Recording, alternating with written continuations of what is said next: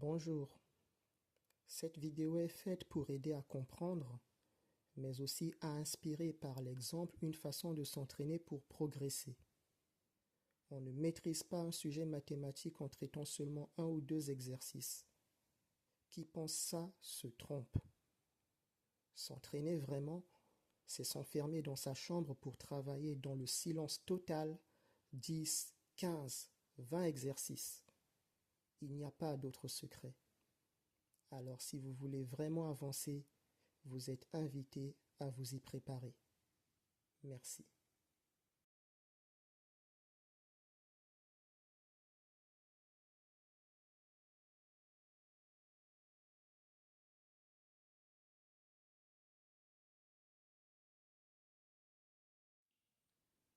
Nous poursuivons avec le H qui nous demande de faire 3 septièmes plus 5 septièmes. Bon, un cas classique, je pense que ça ne va pas poser de problème à tous, j'espère du moins. Je vous laisse quand même y réfléchir et à tout de suite.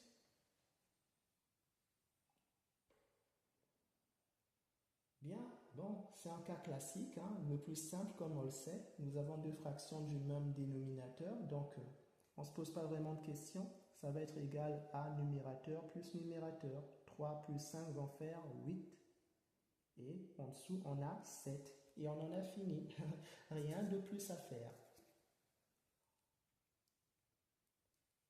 Et on ne peut même pas la simplifier car vous avez 8 en haut qui est égal à 2 fois 2 fois 2 dans la décomposition et 7 qui est un nombre premier en lui-même, il ne peut pas se décomposer plus que ça.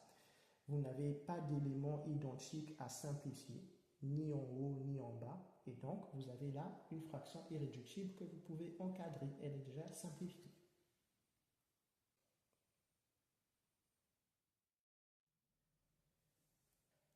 Le petit i à présent.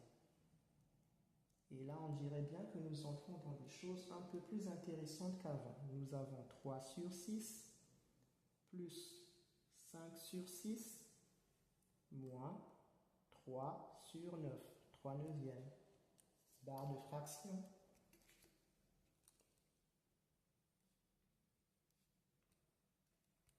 Et à vous de jouer les amis, et à tout de suite pour la solution.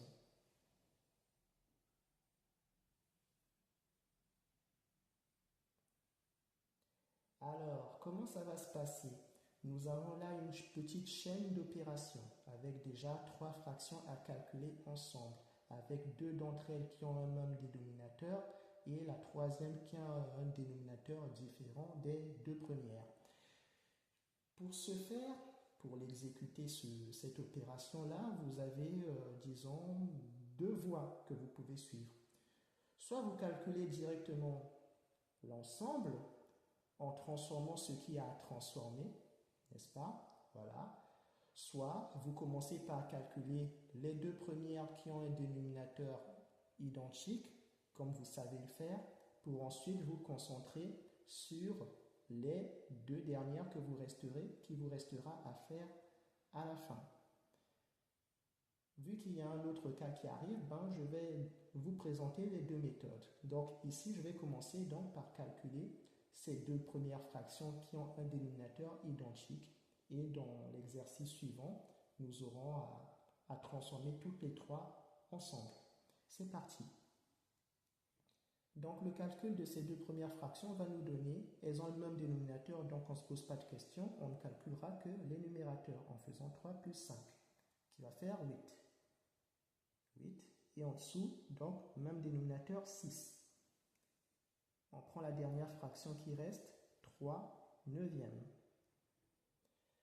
Là, nous en sommes réduits à 2 fractions n'ayant pas le même dénominateur. Et avec la même complication qu'on ne peut pas facilement obtenir de quoi multiplier 6 afin d'obtenir 9. Donc nous allons transformer les deux, comme nous le savons, en utilisant la règle du papillon, la méthode du papillon. Donc la première va être multipliée par le dénominateur d'en face. Nous allons faire 8 fois 9 et 6 fois 9 moins la par le dénominateur d'en face, ça va donner 3 fois 6 et 9 fois 6. Il va falloir connaître un peu les tables de multiplication.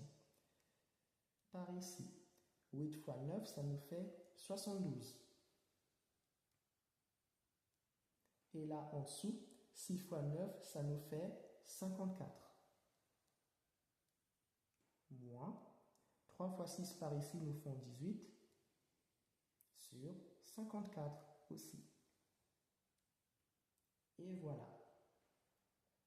Et nous concluons l'opération en faisant 72 moins 18 qui va nous faire 54. Intéressant ça, sur 54. Voilà. D'accord.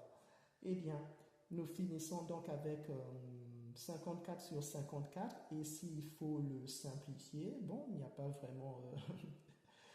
je ne sais pas si vous voyez ce que ça va donner. Nous avons le même nombre au numérateur et au dénominateur. Ils peuvent se simplifier sur le champ. Tac et tac. Et quand ça arrive, qu'est-ce qui reste? 1 sur 1, n'est-ce pas? Car quand il n'y a plus rien à simplifier après avoir tout éliminé, je ne vous l'ai pas encore dit, mais c'est ce qui va se passer.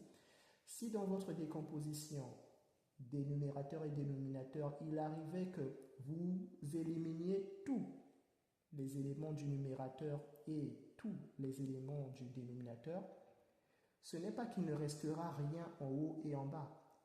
Il restera quand même 1 sur 1. Et 1 sur 1 divisé par 1 nous fera 1.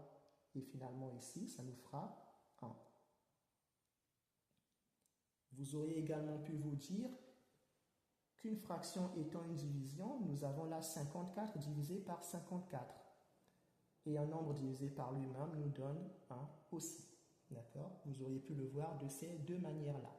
Donc voilà à quoi va être égale notre opération. Nous pouvons mettre toutes les barres de fractions qui manquaient pour compléter ce beau tableau.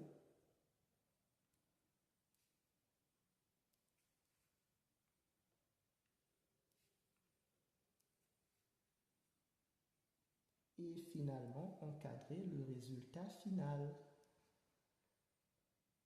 Pardon pour le jeu de mots. Finalement encadrer le résultat final. C'est drôle. Voilà, c'est bon pour cette opération petit i. Et on peut passer à la suivante. La j à présent. Nous avons ici à calculer 8 sur 12, moins 4 sur 6, moins 7 sur 18. Inspirez-vous bien de la présentation des copies, hein, les amis. J'aimerais bien que vous changiez, si vous êtes concerné par le manque de soins dont font part beaucoup d'élèves de nos jours. Eh bien, appliquez-vous, s'il vous plaît, pour que ça change. En vous inspirant donc, comme je le disais, de peut-être ce que je vous montre ou d'autres choses. Je ne dis pas que ma méthode est la meilleure, bien évidemment, mais ça peut être une piste intéressante à suivre. Donc, faites-en l'effort, s'il vous plaît.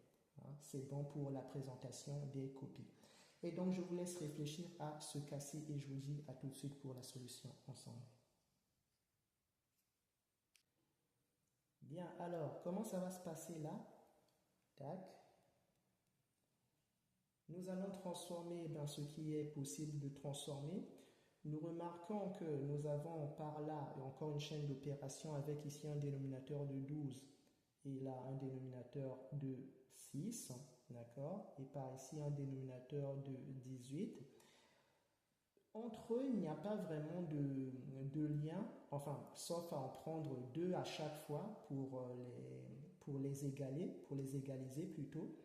Sauf à en prendre deux à chaque fois, on ne peut pas toutes les prendre d'un coup pour les mettre au même niveau. Donc nous allons procéder en transformant d'abord deux fractions, en les calculant et en faisant le calcul final avec la troisième, comme nous l'avons fait précédemment. Alors, ici nous pouvons soit Nous remarquons que nous avons 12 ici et 6 là. C'est possible de transformer celle-ci, cette fraction-ci qui a un dénominateur de 6, car nous savons que 6 peut nous donner 12 en faisant 6 fois 2. Donc nous pourrions transformer celle-là en un dénominateur de 12. Ou si l'on veut, nous pourrions faire celle-ci et celle-là, car 6 aussi peut atteindre 18 en faisant 6 fois 3. D'accord? Donc on a le choix. Soit on utilise ces deux-là, soit on utilise ces deux-là pour commencer. Allons-y dans l'ordre qui se présente à nous. On va prendre ces deux premières-là. Nous avons donc, celle-là que nous allons transformer en multipliant l'ensemble par ce qu'il faut pour atteindre 12. Donc la première ne bouge pas. 8 sur 12. Moins, là, ça va nous donner 4 fois 2, car c'est par 2 que nous devons multiplier 6 afin d'avoir 12. Donc, l'ensemble sera multiplié par 2. 6 fois 2 en dessous. Et là, j'ai 7 sur 18 en attendant. Cela va nous donner 8 sur 12 moins 8 sur 12 également. Ah, c'est un cas intéressant ça aussi. Et moins 7 sur 18. Voilà où nous en sommes. Très bien, ok. Dans le calcul, ça va nous faire quoi si nous calculons ça? 8 sur 12 moins 8 douzième aussi. La même fraction qui se soustrait elle-même. Qu'est-ce qui se passe quand on fait 2 moins 2? Ça fait 0.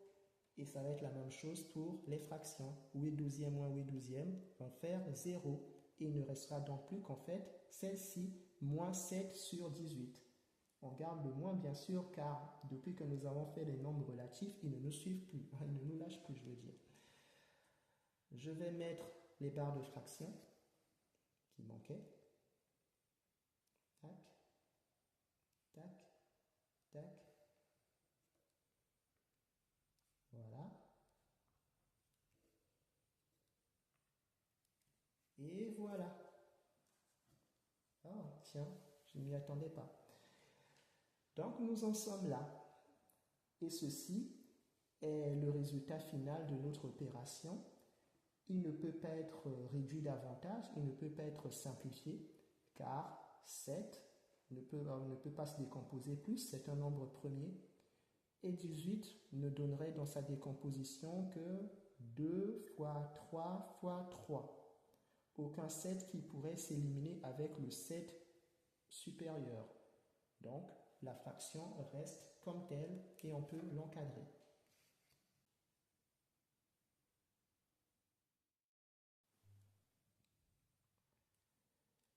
L'exercice petit k à présent,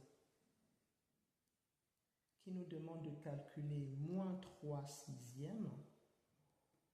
Les relatifs, même avec les fractions, ça existe. Plus 5 sixièmes, moins 4 18e. Barre de fraction.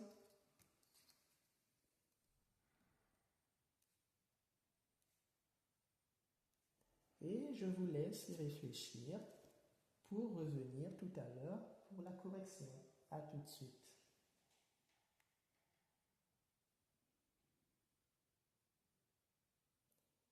Bien, c'est parti pour la correction. Nous avons là un cas où chacun peut procéder comme il le souhaite. J'espère que vous l'avez deviné. Les deux premières fractions ont un même dénominateur, que donc nous aurions pu, si on le souhaitait, les calculer ensemble, comme nous l'avons fait tout à l'heure, avant, afin, une fois ce résultat obtenu, le calculer ensuite avec le dernier, avec la dernière fraction. Ou, cette fois-ci, l'occasion se présente bien, nous pouvons tout transformer pour tout calculer d'un seul coup. Donc, je vais vous présenter cette méthode-ci.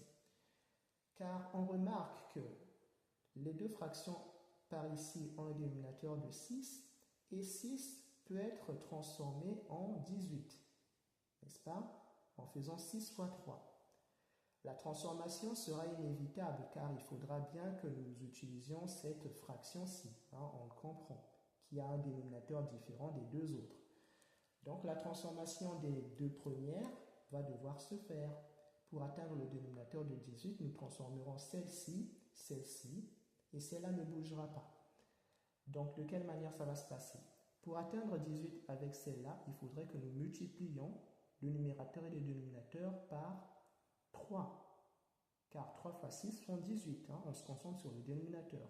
Donc nous aurons à faire là, moins. En haut, j'ai 3 fois 3. En dessous, j'ai 6 fois 3. Voilà pour la première fraction. Pour la deuxième aussi, je devrais multiplier par 3, car je cherche à ce que mon dénominateur ici atteigne 18. Donc, ça fera 5 fois 3, et en dessous, 6 fois 3.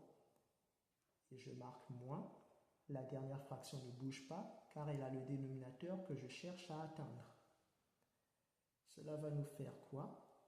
Par ici, moins, j'aurai 9 sur 18, viendra plus 5 fois 3, ça va faire 15 sur 18, et moins 4 sur 18. Je vais déjà mettre les barres de fraction pour que vous voyez bien ce qui va se passer. Donc, on a ceci.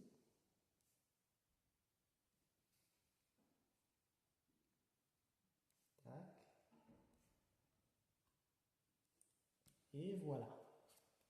Alors là, pour conclure la chose, cela va nous donner quoi? J'ai le même dénominateur partout, donc il va fusionner.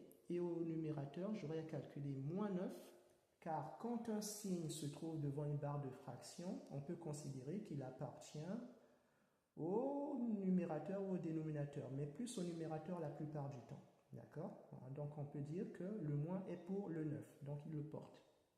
Moins 9, plus 15 et moins 4. Les nombres relatifs, comme toujours, sur 18. Et c'est parti. Qu'est-ce que ça va nous donner ça? Finalement, ça va faire moins 9 plus 15, ça va faire plus 6, et plus 6 moins 4, ça va faire plus 2. Donc finalement, résultat de plus 2 ou 2 sur 18. Voilà pour le calcul. Et pour la simplification, nous aurions que 2 est égal à 2 fois 2, où on garde 2. Pardon, qu'est-ce que j'ai dit? 2 fois 1, je voulais dire. 2, c'est 2 fois 1. Ou on aurait pu laisser 2 aussi, c'est pareil. Et au dénominateur, 18, c'est quoi? C'est 2 fois 9, n'est-ce pas? Je peux écrire 2 fois 9 comme ceci. J'aurais pu décomposer davantage le 9 en 3 fois 3 afin d'obtenir globalement 2 fois 3 fois 3, mais ça ne me sera pas nécessaire car j'ai déjà obtenu un 2 que je vois de loin qui se simplifiera avec le précédent 2 du numérateur. Et donc, j'achèverai en éliminant les deux afin d'obtenir finalement 1 sur 9 ou 1 neuvième. Et j'en ai fini. Je rajoute les barres de fraction qui manquent.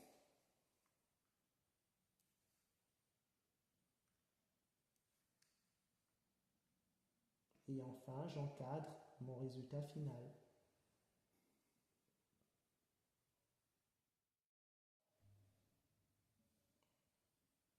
Nous passons au petit L. Il ne reste plus que 4 à faire. Le petit L, cas intéressant aussi, où nous avons moins 5 plus 10 sur 12,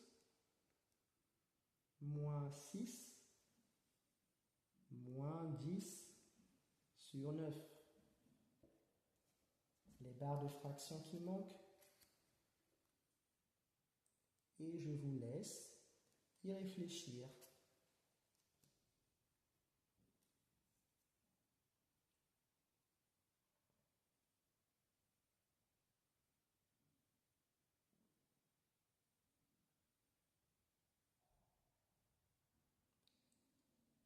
Bien, c'est parti.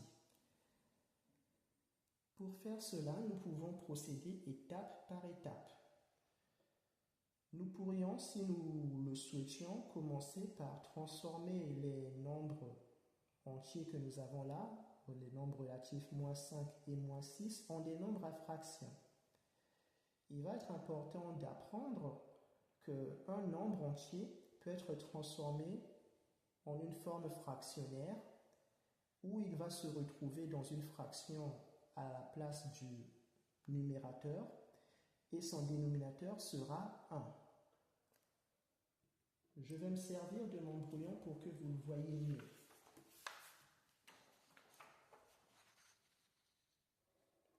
C'est le brouillon que j'avais utilisé pour vous expliquer les parties théoriques. Alors, j'étais en train de dire que quand vous avez un nombre entier quelconque, comme 5, il peut devenir fraction. Il va devenir une fraction de dénominateur 1 de cette façon. Pourquoi? Il faudrait que la fraction obtenue nous permette d'obtenir le nombre que nous avons transformé. Encore une fois ici, ceci n'est qu'une transformation de ce que nous avons là, n'est-ce pas? Mais ça doit continuer à être égal. C'est comme si nous déguisions 5, qui est un nombre entier, en fraction, parce que nous aurons besoin d'une fraction, de sa forme fractionnaire, pour un calcul quelconque. Dans l'exercice que nous faisons tout à l'heure, nous aurons besoin de transformer des nombres entiers en fractions. Et donc, savoir qu'un nombre entier peut devenir une fraction de cette façon est important. Donc, ce sera toujours comme ça que l'on procédera. De même, -3 peut devenir une fraction qui va être -3 sur 1. Voilà. Pourquoi? Parce qu'on rappelle que les fractions sont des divisions aussi. Et si pour la première vous exécutiez cette division, 5 divisé par 1 nous donne 5. N'est-ce pas? Voilà. Et de la même manière, -3 divisé par 1 nous redonne -3. Donc, c'est simplement un déguisement en fraction qui doit permettre de retrouver le nombre entier si nécessaire. Le déguisement marche seulement si la fraction redonne ce même nombre. Si jamais elle redonnait un autre nombre, ce serait comme si on aurait transformé 3 en autre chose. -3, je voulais dire. Et donc, c'est ce que nous allons utiliser pour notre exercice. Bien. Donc, nous avons ceci. Alors, déjà, nous pouvons procéder en calculant ensemble les nombres entiers. D'accord? -5 et -6.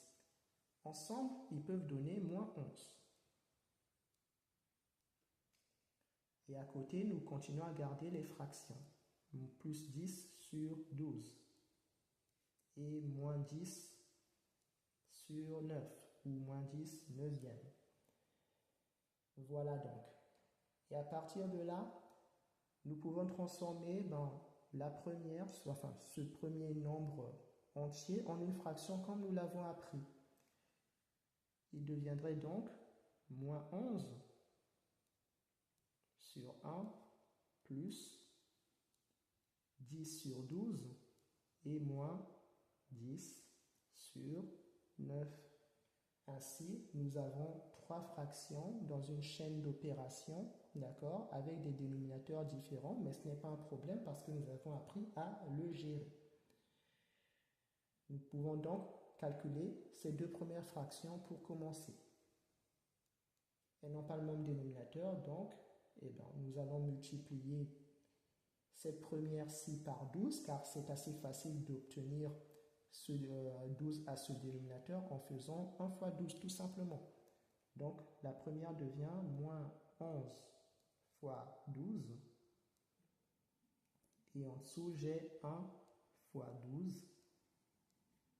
Là, j'ai toujours 10 sur 12, moins 10 neuvième. Je mettrai les barres de fraction à la fin, comme nous en avons pris l'habitude.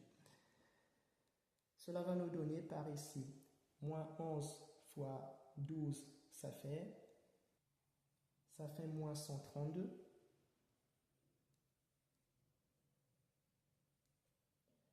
Et en dessous, nous avons 11. 12, je voulais dire, excusez-moi. Après, nous avons là 10 sur 12, moins 19e. Voilà. Ces deux premières fractions peuvent se calculer pour donner moins 132 plus 10, ça va faire moins 122 sur 12. Et nous avons moins 10 sur 9. Je vais quand même mettre les barres de fraction, sinon ça commence à faire un peu fouillis. Comme d'habitude, nous avons là encore deux fractions n'ayant pas le même dénominateur, donc nous allons transformer l'une des deux de sorte que son numérateur soit égal à celui de l'autre. Nous allons donc nous concentrer sur celle-là. Non, même pas, car encore une fois, ici, on ne peut pas atteindre 12 avec 9 par un nombre entier. Par un nombre entier, je voulais dire. Donc, nous allons transformer les deux. Ça va donc devenir là, moins 122 fois 9, on multiplie par le dénominateur en face, sur 12 fois 9, moins 10 fois 12, on multiplie par le dénominateur en face, sur 9 fois 12. Je mets les barres de fraction qu'il faut. Et donc tout ça va nous donner, par ici, le calcul va faire moins 1098, je l'ai fait à la calculatrice, je vous rassure, sur 108. Et là, nous avons 10 fois 12, 120. Celui-là, par contre, je l'ai fait par cœur. Sur 108. Voilà. Et l'ensemble va nous donner ceci moins ceci, les nombres relatifs. Ils ont le même signe, pardon. Moins 1098 moins 120, ça va faire moins 1200. J'aurais pu mettre le moins avec le numérateur bien distinctement là-haut, mais c'est pareil. Moins 1218, donc ça nous fera sur 108. Et voilà donc. Et il ne reste donc plus là qu'à simplifier. La simplification va nous donner, dans la décomposition de 1218 en produit de facteurs premiers, pour l'avoir fait au brouillon, je sais que cela nous donnera, eh bien, 2 fois 3 et fois 203, qui est déjà un nombre premier, on ne peut pas faire plus. Et pour le dessous, le dénominateur, nous aurons 2 fois 2 fois 3 fois 9. Voilà donc ce que ça nous ferait. Et on éliminerait les éléments identiques couple par couple, binôme par binôme. Nous avons 1, 2 en haut, 1, 2 en bas, ils partent. Nous avons là 1, 3 et 1, 3 par ici, ils partent aussi.